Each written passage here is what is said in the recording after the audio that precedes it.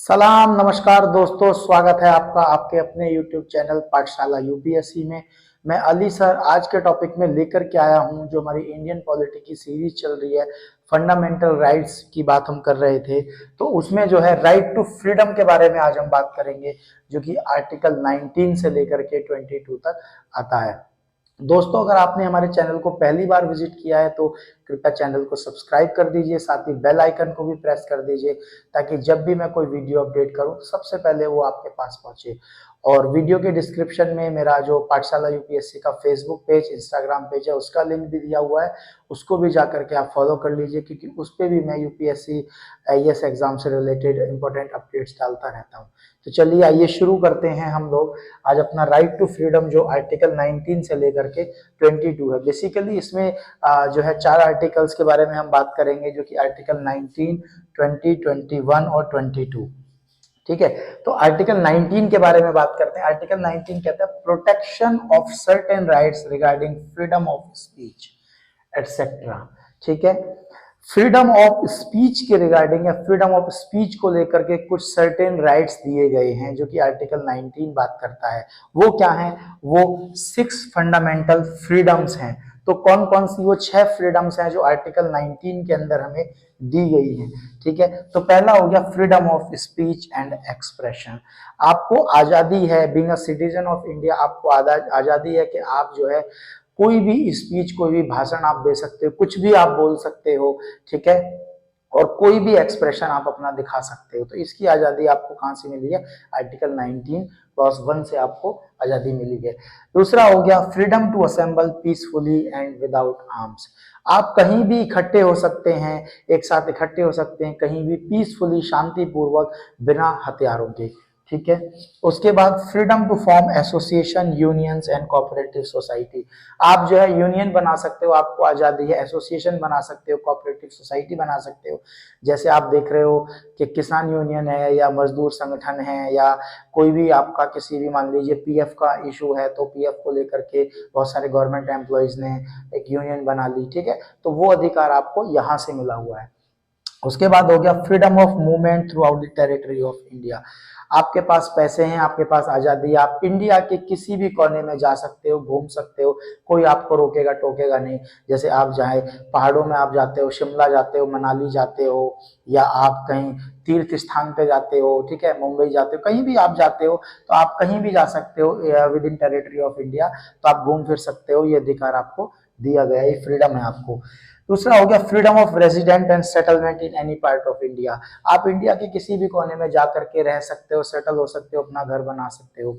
और हो गया आपका freedom of profession, occupation and business. आप कोई भी अपने मनपसंद का ऑक्यूपेशन, कोई भी बिजनेस, कोई भी काम आप कर सकते हो। देखिए, जैसा पहला होता था जब भारत आजाद नहीं था, या उससे पहले कैसा होता था कि जाति विशेष से ही काम डिसाइड होते थे। जैसे मान लीजिए कि अगर कोई नाई है, बार्बर है, उसको नाई बोलते हैं, तो बाल काटेगा। ठीक है, कोई मान लीजिए अगर तेली है तो तेल का काम करता है। ठीक है, और मान लीजिए लकड़ी का काम, जैसे कारपेंटर हैं तो बढ़ई बोलते हैं। तो इस तरह की चीजें जो है वो ये समझिए कि काम के हिसाब से जातियां डिसाइड थी, जातियों के हिसाब से काम डिसाइड था। लेकिन ऐसा नहीं है अब, जब से आप जो कॉन्स्टिट्यूशन आपको अधिकार देता है कि आप किसी भी जाति, किसी भी धर्म, किसी भी आपका जो है प्लेस ऑफ बर्थ है, कहीं से भी आप बिलोंग करते हो, तो आप कोई भी काम, अपने प्रोफेशन कोई भी चूज कर सकते हो। ठीक है, ये हो गया। दूसरा एक इंपॉर्टेंट क्वेश्चन होता है फ्रीडम ऑफ प्रेस। ये अक्सर मल्टीपल जो एमसीक्यूज क्वेश्चंस होते हैं उन्हें पूछा जाता है कि फ्रीडम ऑफ प्रेस जो है वो किस आर्टिकल के अंडर आता है। तो मैं आपको बता दूं कि फ्रीडम ऑफ प्रेस जो है आर्टिकल 19 के अंडर ही आता है। ठीक है, चलिए अब आपका ये हो गया। अब इसमें एक इंपॉर्टेंट चीज और मैं बता देता हूं कि पहले इसमें 7 फ्रीडम्स थे। ये जो मैंने आपको 6 फ्रीडम्स बताए हैं, इनमें 7 फ्रीडम्स थे। एक फ्रीडम थी इसमें right to acquire, hold and dispose of property. ठीक है, तो 44th कॉन्स्टिट्यूशनल अमेंडमेंट 1978, ठीक है, उसके तहत इसको जो है डिलीट कर दिया गया, फंडामेंटल फ्रीडम को, फंडामेंटल राइट को, और it will be added to the article 300A as the legal right, जो कि मैंने आपको पहली जो वीडियो थी आप हमारी, उसमें भी मैंने आपको ये बताया था। ठीक है, चलिए ये हो गया। उसके बाद आर्टिकल 20, ठीक है, आर्टिकल 20 कहता है protection in respect of conviction for offences. ठीक है, protection in respect of conviction and offences. अगर आप किसी ऑफेंस में, किसी जुर्म में, किसी आप गलत कार्य में जो कानून के विरुद्ध है उसमें आप जो है आपको कन्विक्ट हो जाते हैं, आप उसमें दोषी पाए जाते हैं, तो उसमें भी आपको प्रोटेक्शन दी जाती है। तो वो क्या प्रोटेक्शन है? बेसिकली इसमें तीन पार्ट है। Ex no ex post facto law, dual jeopardy और नो सेल्फ इंक्रिमिनेशन।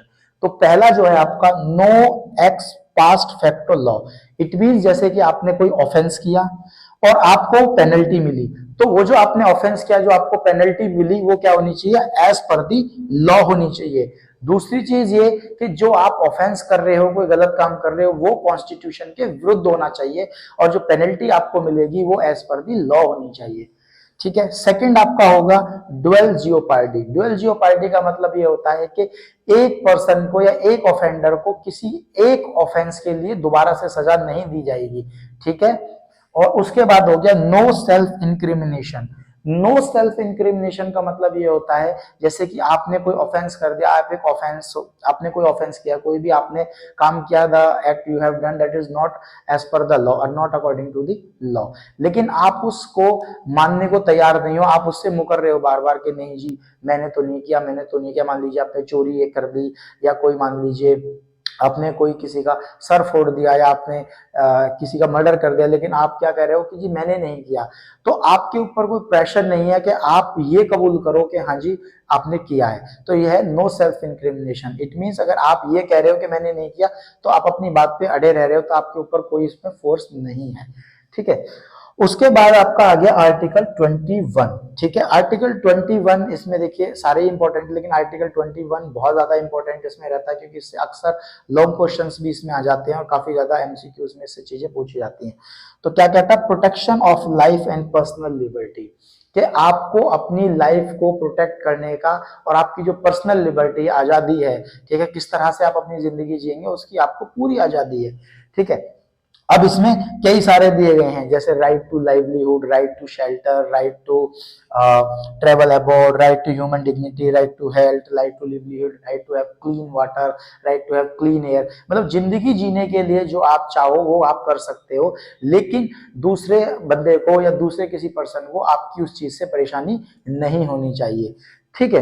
अब इसी में ही एक आता है आर्टिकल 21A, जो कहता है right to education. Article 21A जो कि 86th कॉन्स्टिट्यूशनल अमेंडमेंट 2002 से ऐड किया गया, जो कि आरटीई राइट टू एजुकेशन है। वो कहता है कि 6 से 14 साल के जो बच्चे हैं उनको फ्री एंड कंपलसरी एजुकेशन दी जाएगी गवर्नमेंट की तरफ से। ठीक है। अब इसमें एक इंपॉर्टेंट क्वेश्चन एमसीक्यूज में आ जाता है कि राइट टू प्राइवेसी जो है वो किस आर्टिकल के अंडर आता है? तो आर्टिकल 21 के अंदर राइट टू प्राइवेसी आता है। ठीक है। अब आपका जो लास्ट जो आर्टिकल है वो है आर्टिकल 22, आर्टिकल 22 कहता है protection against arrest and detention in certain cases. अगर आपने कोई मान लीजिए कोई ऑफेंस किया है और आपकी अरेस्टिंग हो जाती है, या आपको जेल के अंदर डाल दिया जाता है, डिटेंशन जेल के अंदर डाल दिया जाता है, ठीक है, बिहाइंड द बार कर दिया जाता है, तो आपको प्रोटेक्शन है उसमें भी कुछ केसेस में। ठीक है। अब वो क्या क्या लिबर्टीज आपको मिल रही हैं, क्या क्या चीजें हैं, देखिए सबसे पहले तो आपने मान लीजिए कोई ऑफेंस किया, तो ऐसा नहीं कि कोई भी आपको अरेस्ट कर लेगा, पकड़ लेगा। सबसे पहले आपको इन्फॉर्म किया जाएगा कि आपने ऐसे ऐसे ये ऑफेंस किया, इसमें हम आपको अरेस्ट कर रहे हैं। दूसरा, लीगल एडवाइजर या कोई एडवोकेट लॉयर आपको हायर करने का पूरा अधिकार है कि आप अपने डिफेंस में, अपने केस में किसी भी लीगल एडवाइजर या लॉयर एडवोकेट को हायर कर सकते हो। थर्ड वन हो गया कि 24 घंटे के अंदर आपको क्या करना पड़ेगा? मजिस्ट्रेट के सामने पेश करना होगा। ठीक है। तो ये तीनों चीजें जो है इसमें आपको मिलती हैं आर्टिकल 22 में। एक चीज और बता दूं इसमें एक्सेप्शन आर्टिकल 22 में, वो ये है कि अगर कोई आपका एनिमी कंट्री है, एनिमी कंट्री है या एनिमी कंट्री का कोई रेजिडेंट है, तो उसको ये तीनों जो राइट्स हैं, जो लिबर्टी समझ लीजिए या जो चीजें समझ लीजिए, उसको नहीं मिलेंगी। ठीक है। तो आई होप दोस्तों मैंने आपको जो है आर्टिकल या राइट टू फ्रीडम जो है आर्टिकल 19, 20, 21, 22 बहुत अच्छे से समझाया है। अगर आपका कोई डाउट है तो आप कमेंट सेक्शन में आकर के मुझे बताइए, और फिर मिलते हैं नेक्स्ट वीडियो में आगे के आर्टिकल जो राइट टू एक्सप्लॉयटेशन है। Thank you.